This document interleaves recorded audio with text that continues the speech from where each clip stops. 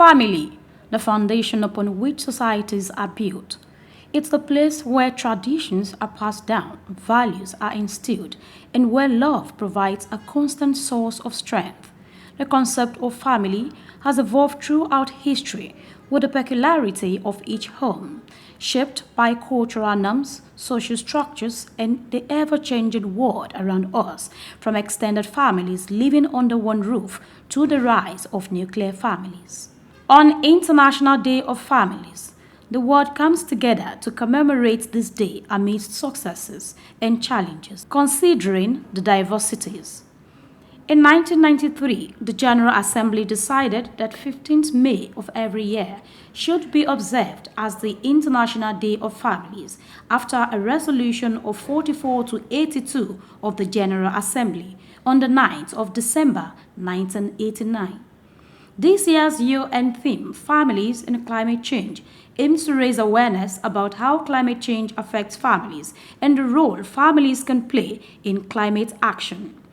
Looking at the diversity and various angles of concern, the Institute of Family Engineering and Development, IFEDACADEMY, organized the African Family Life Delegate Conference at Mission Center, Unikon, Lagos, to commemorate this International Day with the theme Traversing Cultures, while the focused on harnessing African family life solutions for global impact.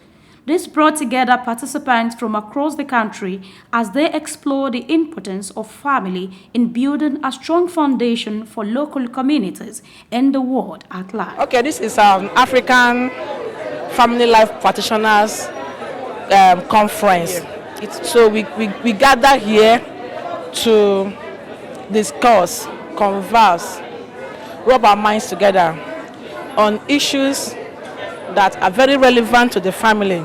This year we are talking about traversing culture. It's a Family Life Day. We celebrate the families worldwide, globally. But more importantly, it's not just the nuclear family, irrespective of your family formation. So you could be a single mom, you could be a divorced father, parenting your children with grandparents. Whatever it is, we're celebrating you today as long as it's family. And this is Family Life Practitioners having the African Family Delegate Conference. And it's been on for quite some time now. I think we started since 2017. I was one of the pioneer students of the Institute. And right here we're trying to celebrate the African family life and telling people that we've got solutions. We've got, what it takes to import, export, and use the solutions that are homegrown. The event highlighted the need to celebrate the uniqueness of family structures across ethnicities, religions, and regions. It served as a reminder that family is the bedrock of every nation, the nurturing ground where future generations are shaped. The speakers addressed various issues, especially the challenges faced by families today, including the misconception that success in the professional sphere comes at the expense of a thriving family life. They emphasized the importance of family programs and support systems in helping families navigate the complexities of modern life. How do parents who need parents parent others? People don't understand family engineering. I was glad to have Mr. Shobi on air last week, and I was talking about a number of things. So the Bible says, forgive me, I'm going to quote the Bible from time to time, train up your child in what? Not the way you want the child to go, the way the child should. Today, one of the opportunities we have is technology.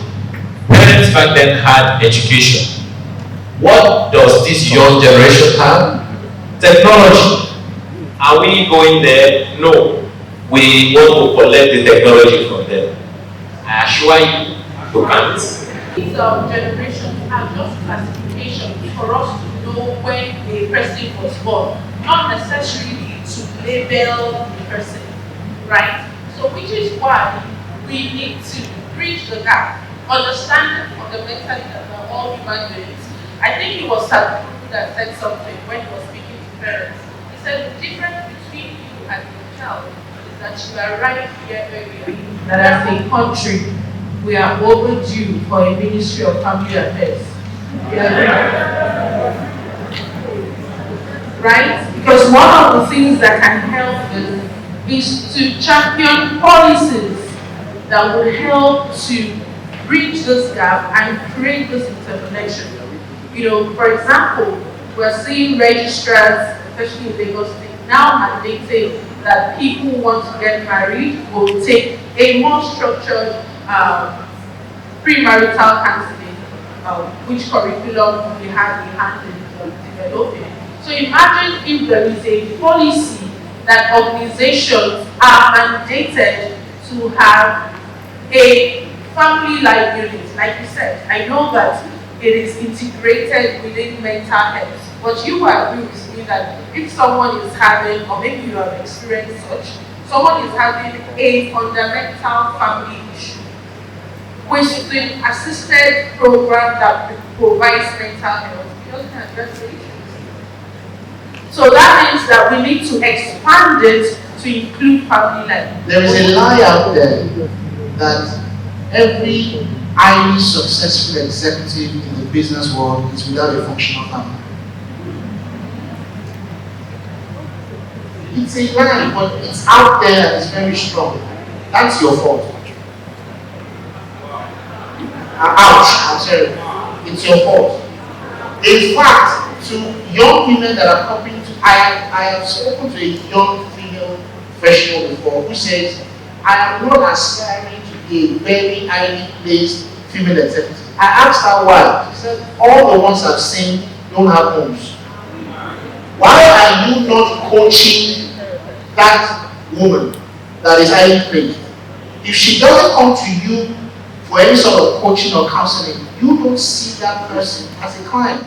Speaking with some participants, points were raised, including how family life reflects on leadership roles. Sometimes when I see government officials do some things, I'm asking, wait, do they have children? Didn't they come from homes? The drama you see on air, you're wondering, didn't you come from a home? Aren't your children watching? Don't you have a wife and children that will be ashamed of whatever it is you're doing? Let's take it from there. It's a pity we have leaders, and sometimes when you see some of the problems, you see that selfishness is in most of them. It's all about self, and it boils down to the family as well, because every person is a product of nature, how God created you, and you're nurturing. Who nurtured you?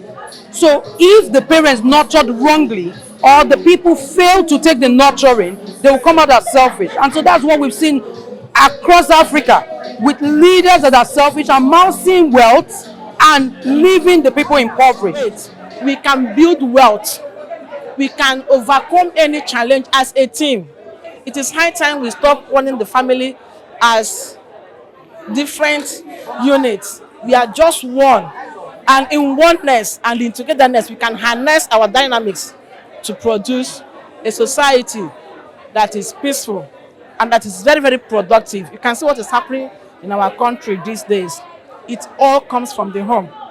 People are now, everybody in government, in places of decision making that affect the society, should take family program as key program.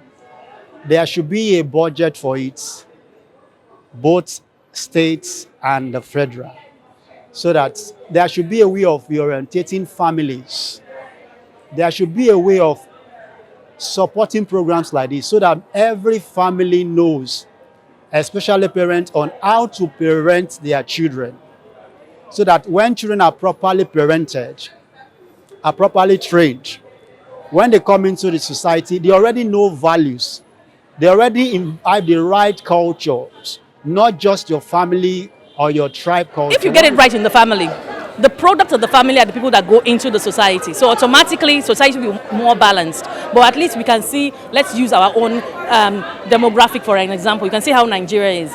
There are critical issues. And if we can solve those issues in the family, then we'll have a better society. To continue to hold the family together, balancing work and family life, navigating financial pressures, and dealing with internal conflicts are a few hurdles to face.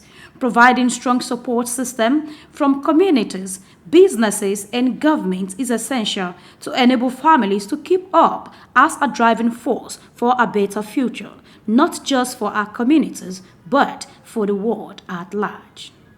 Grace Komalafe, Sook News.